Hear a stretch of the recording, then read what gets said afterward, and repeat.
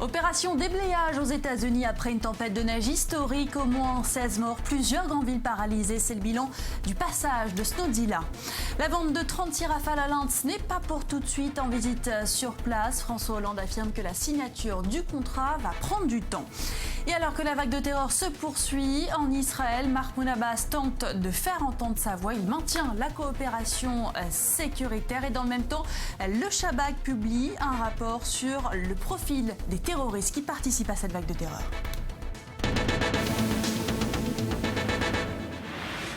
Merci de nous rejoindre sur E24 News pour ce nouveau journal à la une de l'actualité. Ces opérations de déblayage qui commencent aujourd'hui dans l'est des États-Unis après le passage de Snowdzilla. Snowdzilla, c'est le nom de cette tempête historique qui a frappé la région. Un quart de la population américaine a été affectée. Le bilan, toujours provisoire, au moins 16 morts. Le récit de Léa Berdugo.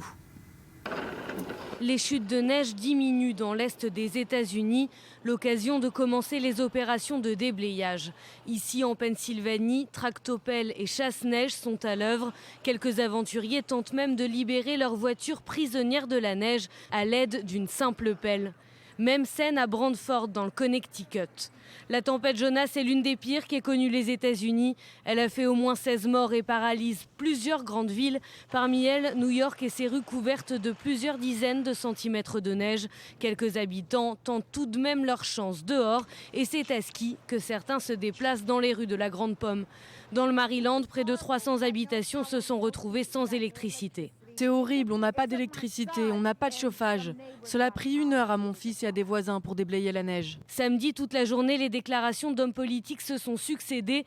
Ils ont incité les habitants à rester chez eux.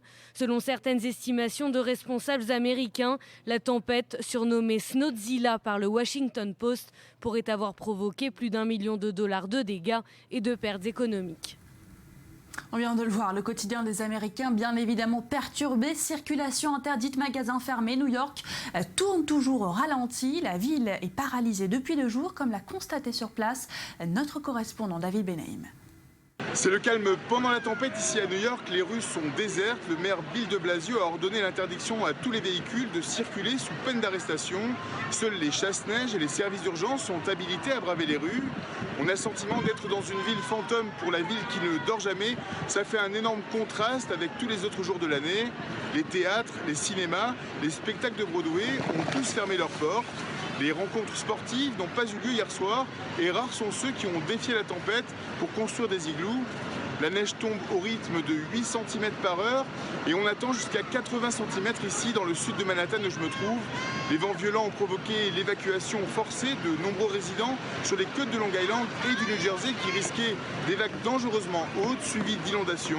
C'est l'état d'urgence dans 11 États de la côte Est affectant 85 millions d'Américains par des chutes de neige pouvant atteindre les 1 mètre en moins de 12 heures par endroit. Plus de 220 000 personnes sont restées la majeure partie de la journée de samedi sans chauffage et sans électricité. Plus de 1200 accidents de la route ont été répertoriés, causant la mort d'au moins 12 personnes. Côté transport aérien, les avions sont cloués au sol à Washington, Philadelphie et dans les 3 aéroports de la région de New York. 8600 vols ont été annulés et les perturbations devraient affecter les passagers au moins jusqu'à la fin du week-end. Difficile de dire encore si la tempête Jonas a battu les records. Les météorologues la placent déjà dans le top 5 des blizzards les plus rudes jamais enregistrés. Enfin, sur les médias sociaux, les internautes ont déjà pris les devants pour donner leurs sentiments, postant les images accompagnées des hashtags Snowdzilla et Snowpocalypse. Et c'est le sentiment général ici que nous venons de traverser un monster storm, une tempête monstrueuse. Et dans l'actualité également de ce dimanche, cette visite d'État de François Hollande en Inde, la 2e depuis qu'il est au pouvoir. Les enjeux de ce déplacement, c'est avec Johanna Citruc. Le président est arrivé donc ce matin en Inde, une visite de 3 jours dont l'objectif global est de renforcer la coopération entre les 2 pays et notamment la coopération sur le plan militaire. C'est ce que François Hollande a rappelé ce matin à sa descente de l'avion. On l'écoute.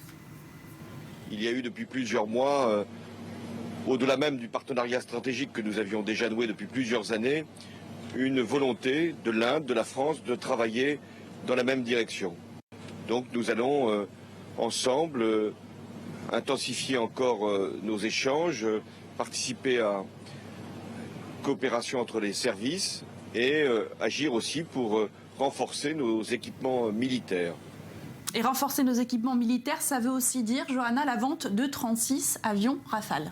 Oui, l'Inde veut acheter à la France 36 Rafale. C'est le Premier ministre indien lui-même qui l'avait annoncé lors de sa visite à Paris en avril dernier. Depuis, les deux pays négocient. François Hollande a révélé que les discussions étaient en bonne voie, mais que les chances de finaliser ce contrat pendant cette visite étaient assez minces. Pourquoi ?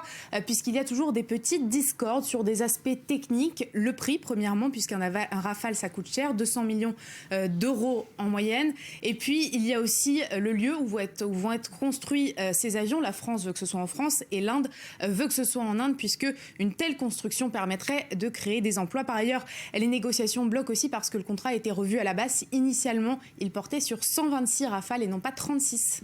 Alors, ces Rafale, eh bien, ça va devoir attendre, en tout cas pour ce contrat, peut-être d'autres contrats en vue, sachant qu'il y a une délégation de chefs d'entreprise français qui accompagne François Hollande. Oui, en tout, une cinquantaine de dirigeants font également partie de ce voyage. Il y a par exemple les patrons d'Alstom, d'Areva, EDF, Lafarge ou encore Suez Environnement. Et tous veulent profiter du dynamisme de l'économie indienne. Selon le FMI, en 2015, la croissance devrait atteindre 7,5% et donc dépasser celle de la Chine. Par ailleurs, le pays a besoin d'aide, notamment sur le développement urbain. New Delhi a par exemple lancé un programme qui s'appelle Smart Cities. Il s'agit de construction de villes intelligentes. C'est par exemple sur ce type de projet que les entreprises françaises pourraient apporter leur aide. Donc peut-être éventuellement d'autres contrats vont être signés durant cette visite de 3 jours.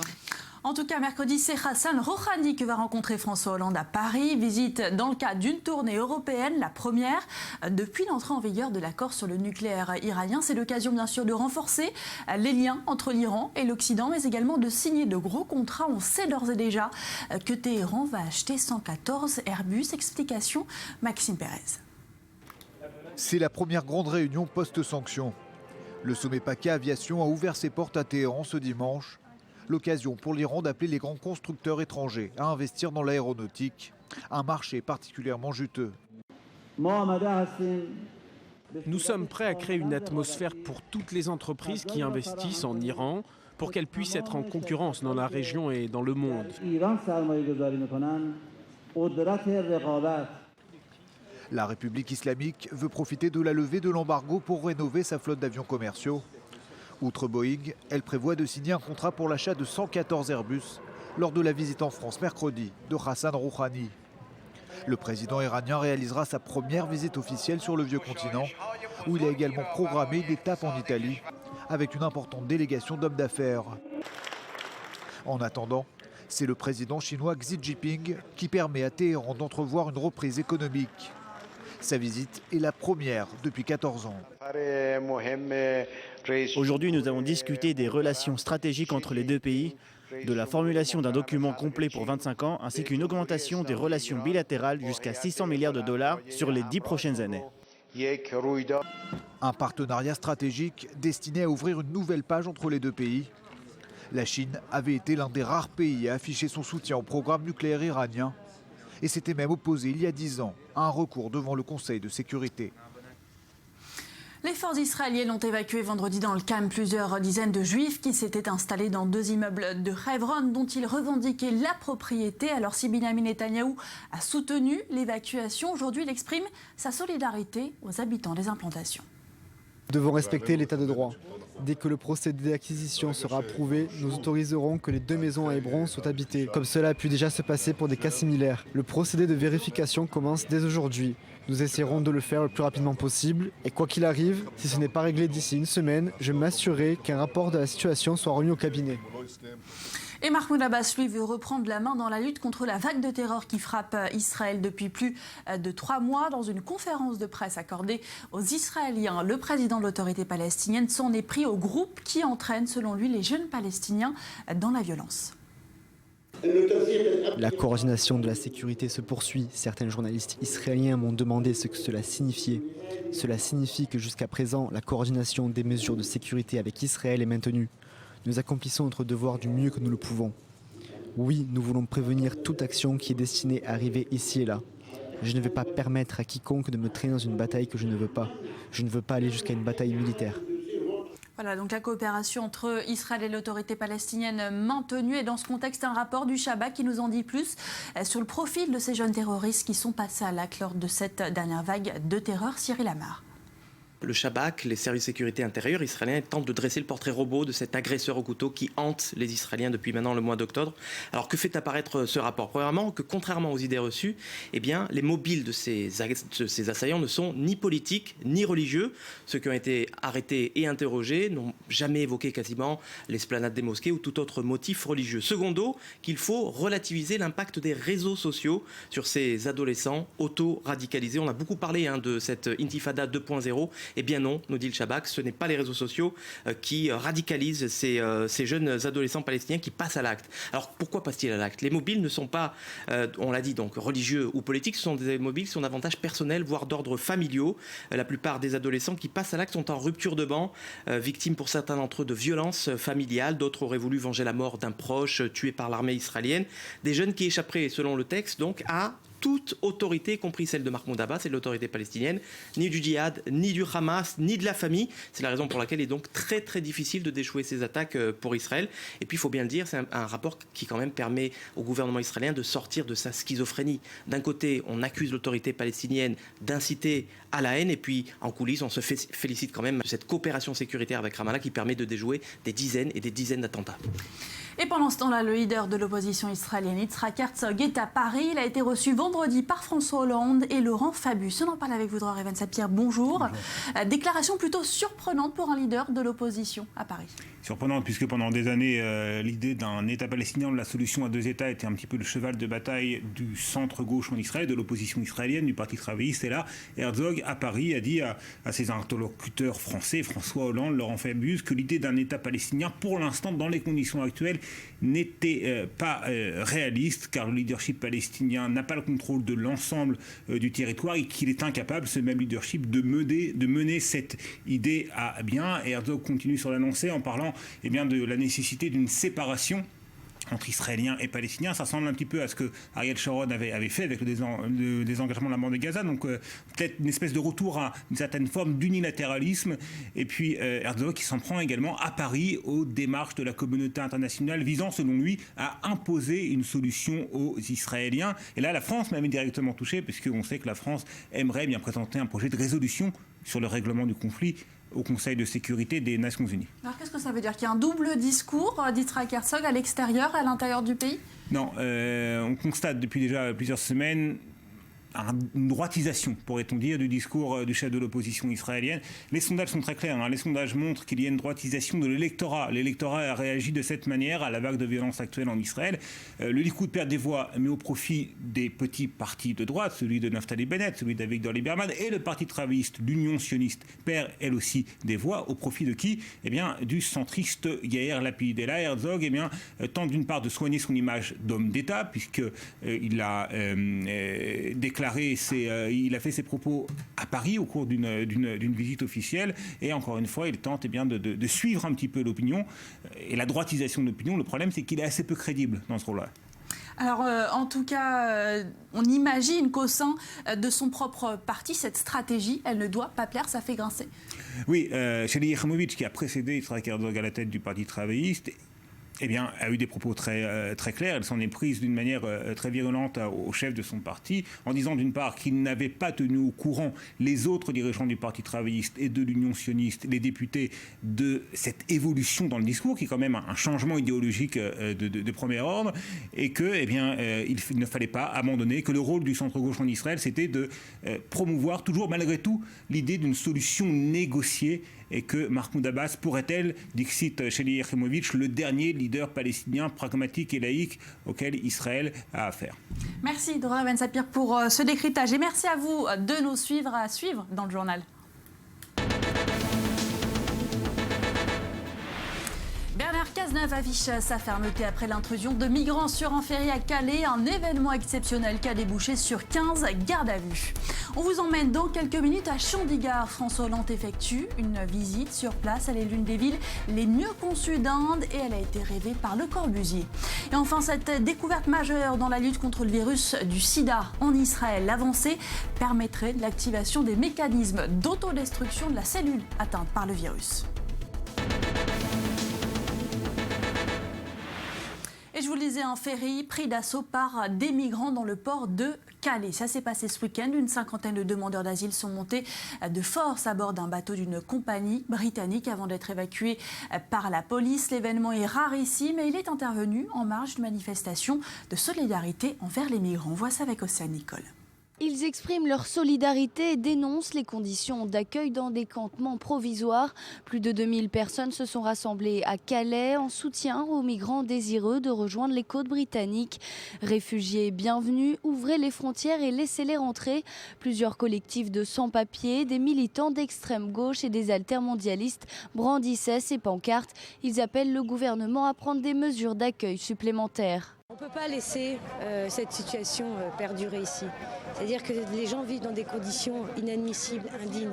Moi j'appelle M. Manuel Valls, M. Cazeneuve réellement de prendre toutes les mesures qu'il faut pour régulariser cette situation, ça c'est la première chose, mais dans un premier temps très vite que ces gens-là aient des conditions dignes de vie. C'est la solidarité avec les personnes qui sont exilées, qui essayent de rejoindre l'Angleterre et qu'on devrait laisser passer plutôt que de les enfermer avec des barbelés et tout ça, c'est pas possible. Le nombre croissant de migrants entrés sur le sol européen rend plus difficile la sécurisation des infrastructures et les moyens engagés par le gouvernement français sont insuffisants. Dans la jungle de Calais, des milliers de migrants vivent dans des conditions de vie insalubres. Les migrants ont de graves problèmes ici parce que la jungle, c'est pour les animaux. Mais les humains vivent aussi, c'est un gros problème pour nous. Ils doivent prendre des solutions pour les migrants parce qu'ils ont de gros problèmes pour les conditions de vie et d'hygiène. Plus de 4000 migrants venus majoritairement d'Afrique de l'Est, du Moyen-Orient et d'Afghanistan s'entassent dans la jungle de Calais, considéré maintenant comme le plus grand bidonville de France, dont l'ONU critique les conditions de vie et d'hygiène. Ce samedi, des dizaines d'entre eux ont forcé le passage et ont embarqué illégalement dans un ferry en direction de l'Angleterre. Les forces de l'ordre ont dû fermer temporairement l'accès au port pour évacuer les migrants regroupés à l'avant d'un navire. 24 interpellations ont été signalées par la police. Et puis ces images à présent qui nous parviennent d'Inde, je vous le disais en première partie de cette édition, François Hollande est en visite d'État sur place. Le voici accueilli par le Premier ministre indien Narendra Modi. Et tout cela, ça se passe à Chandigarh. C'est là que le président français se trouve en ce moment même. C'est une ville particulière, elle ne ressemble à aucune autre. Elle a été conçue dans les années 50 par l'architecte franco-suisse Le Corbusier. Elle se distingue, vous allez le voir, par son architecture décalée et innovante. Visite guidée. Une ville entière planifiée d'une main de maître, celle du Corbusier, pionnier franco-suisse de l'architecture moderne. C'est ici, en Inde, que se trouve son héritage le plus complet, Chandigarh, dans le nord du pays, et ses infrastructures uniques, comme son palais de justice. Cet architecte indien travaillait avec Le Corbusier il y a 60 ans sur les plans de la ville qui fait aujourd'hui la fierté de l'Inde. Le voir et observer comment il a érigé sa philosophie dans chaque ligne, que ce soit l'ordre, l'utilisation cristalline de la géométrie, la simplicité des lignes, de l'expression, de la narration.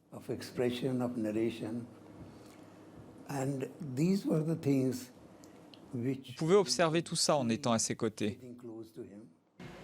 Après l'indépendance de 1947, le Premier ministre Nehru veut moderniser la nation et s'adresse à un grand nom de l'architecture. Il engage Le Corbusier, qui privilégie les espaces verts et un système de quadrillage. Pour beaucoup d'Indiens, c'est aujourd'hui l'une des villes les plus agréables à vivre du pays. C'est très vert, très propre, les gens sont gentils et ils sont civilisés par rapport au reste de l'Inde. Beaucoup de monde vient s'installer à Chandigarh, donc la population a augmenté, mais la ville a gardé sa folie et son charme. Avec le développement des transports aériens, Chandigarh n'est plus qu'à 3 quarts d'heure de vol de New Delhi. La ville, qui ne devait à l'origine accueillir que 500 000 habitants, commence aujourd'hui à être dépassée par son succès. Nous n'avons pas assez de terrain pour maintenir le caractère de la ville tel que c'était planifié dans la première phase, parce que le développement était prévu pour une faible densité. Aujourd'hui, nous avons très peu de terrain et nous anticipons que la population va atteindre 1,6 million d'habitants d'ici 2031. S'adapter sans renier l'esprit du Corbusier, tel est le défi qui attend Chandigarh, seul projet urbain de grande ampleur du célèbre architecte au cours de ses 50 ans de carrière. Et un nouvel espoir dans la recherche contre le sida. Deux scientifiques de l'université hébraïque de Jérusalem auraient fait une nouvelle percée. Ils ont réussi la rémission du virus dans des cellules infectées. Explication, Benjamin Le Souef. 20 millions, c'est le nombre de victimes décimées par le sida depuis 30 ans, époque de l'identification du VIH. Grâce à l'apparition de nombreux traitements, la vie des séropositifs s'est considérablement améliorée. Des progrès scientifiques, mais aussi la prévention ont permis de ralentir le fléau. Des progrès qui ne doivent pas faire oublier qu'aujourd'hui, on ne guérit toujours pas du sida. Cependant, la recherche continue d'apporter régulièrement de quoi lutter contre le virus, comme ici à l'université hébraïque de Jérusalem. Derrière ces murs, le professeur Asaf Friedler et le professeur Abraham Leuter viennent de faire une nouvelle percée très encourageante. Les cellules ont le potentiel pour reproduire de nouveaux virus si le patient arrête de prendre son traitement. Notre composé tue les cellules qui ont le potentiel de reproduire de nouveaux virus. Et c'est ça qui fait la différence. Ce que nous avons trouvé, c'est une nouvelle méthode pour faire en sorte que les cellules infectées se suicident. On utilise un mécanisme naturel de la cellule qui déclenche la disparition uniquement des cellules infectées. Et donc, les cellules ne peuvent plus produire de nouveaux virus. Et ceci pourrait potentiellement guérir du sida à l'avenir. À l'état d'expérimentation, les scientifiques souhaitent pouvoir valider au plus vite leur découverte et entamer des tests sur des organismes vivants. Dans la recherche sur le VIH, chaque progrès est toujours pris avec la plus grande précaution, tant par la communauté scientifique que par les associations de lutte contre le sida. Mais cette fois-ci, ces dernières accueillent la nouvelle avec enthousiasme, tout en attirant l'attention sur les efforts qu'Israël doit maintenir. Le nouvel traitement agit directement sur l'ADN du virus. Et en cela, c'est effectivement une nouvelle brèche. Les principaux efforts à faire dans le pays, c'est la discrimination envers les personnes séropositives, la discrimination envers certains groupes qui sont liés avec la séropositivité et la prévention. Il faudra probablement attendre avant de voir cette découverte se répandre dans le domaine thérapeutique. La prévention reste le meilleur rempart à l'épidémie. En Israël, on dénombre 7000 porteurs du VIH et on estime que le même nombre de personnes est infecté sans le savoir. En 2011, le sida a tué 1,7 million de personnes à travers le monde. En bref, Haïti dans l'incertitude après le report de dernière minute de la présidentielle pour des raisons de sécurité. À Port-au-Prince, on s'est réjoui. Des milliers de personnes ont défilé ce week-end pour dénoncer un premier tour du scrutin entaché de fraude. Il a réclamé également le départ du président Michel Martelly. Mais la liesse, vous le voyez, était de courte durée. La foule a été violemment dispersée par les policiers qui ont lancé des gaz lacrymogènes et ont fait l'usage de canons à eau. Et puis ce nouveau rebondissement dans la course à la Maison-Blanche avec un candidat surprise. Il ne l'a pas encore officiellement annoncé, mais selon plusieurs indiscrétions, l'ancien maire de New York, Michael Bloomberg, envisagerait sérieusement de se lancer dans une candidature indépendante. L'information a été révélée par le New York Times sur la base de témoignages de ses proches. L'homme d'affaires serait prêt à débloquer de ses propres fonds $1 milliard pour financer sa campagne. Et puis toujours aux États-Unis, l'art comme bouclier contre la violence. Une association pour jeunes garçons noirs située dans l'un des quartiers les plus dangereux des États-Unis à Washington apaise les peurs et éduque les enfants par la peinture. Nicole. Ils ont des rêves plein la tête, mais difficile parfois de les réaliser dans une ville où la délinquance est omniprésente. À Washington, depuis 1996, l'association Life Pieces s'occupe de plus de 180 garçons de 3 à 17 ans de la communauté afro-américaine. Le but, leur offrir un sanctuaire de paix. Les jeunes, quand ils participent à Life Pieces, ont un environnement sûr, chaleureux. Grâce à cela, ils ont la possibilité de s'exprimer. Et en général, ils s'expriment à travers l'art. Un environnement où les enfants s'expriment par l'art, une atmosphère différente de leur quotidien, une sorte de thérapie de groupe selon les organisateurs qui souhaitent inculquer de meilleures valeurs à ces enfants. Je viens ici car c'est un bon endroit, on est toujours en sécurité chez Life Pieces et ils vous aident toujours quand vous en avez besoin. Ils essaient de faire de nous des hommes afro-américains forts. C'est vraiment l'essentiel ici, devenir des hommes forts. Dans la capitale américaine, le taux d'homicide est parmi les plus élevés du pays. La ville est gangrénée par la violence des gangs. L'association se veut être une alternative pour que les jeunes afro-américains ne suivent pas le même chemin. Beaucoup de gens pensent que Washington est une ville sûre, ce qui est dans l'ensemble le cas. Mais la violence touche de nombreuses communautés, parfois elle est présente en permanence. C'est pour ces jeunes et ces communautés que nous faisons ça. Notre boulot, c'est de s'assurer que ces groupes de jeunes ne s'entretuent pas. L'association Life Pieces emploie une trentaine de salariés et plus de 50 volontaires. Tous sont au service de ces jeunes pour tenter de leur offrir un avenir meilleur. Et puis on l'a vu au cours de ce journal, la tempête de neige qui a fait des ravages aux États-Unis, mais aux eaux de Washington, un certain Tian Chan l'a accueilli avec joie. C'est l'image du jour, cependant, géant qui s'est roulé dans une épaisse couche de poudreuse. La vidéo postée par le zoo sur Twitter a fait fondre des millions d'internautes. Voilà, c'est la fin de ce journal. Je vous retrouve dans un instant pour la suite de l'info. Reste avec nous.